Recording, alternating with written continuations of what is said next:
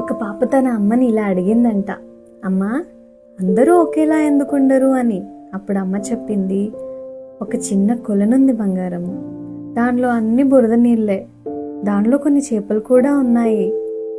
చేపలు ప్రతిసారి ఈదుతూ ఈదుతూ తలపైకెత్తి అక్కడున్న తామర పువ్వుని రోజు గమనిస్తూ ఉన్నాయి. ఒకరోజు కొన్ని చేపలు తామర పువ్వు దగ్గరకు వచ్చి ఇలా అన్నాయి, ఓ తామర పువ్వా, మనం ఇద్దరం ఉండేది ఈ బురద నీటిలోనే కదా, అయినా సరే నువ్వు మాత్రం ఎప్పుడు స్వచ్ఛంగా ప్రశాంతంగా అందంగా ఎలా ఉంటావు అని. అప్పుడు తామర పువ్వు నవ్వుతూ చెప్పిందంట, నిజమే, బురదని నా మొదలు, కానీ నా వేర్ల దగ్గరే ఆగిపోతుంది. నేను ఏది నాలోకి తీసుకోవాలి, ఏది వదిలేయాలి అన్నది మాత్రం నేనే నిర్ణయించుకుంటాను అని చెప్తోంది.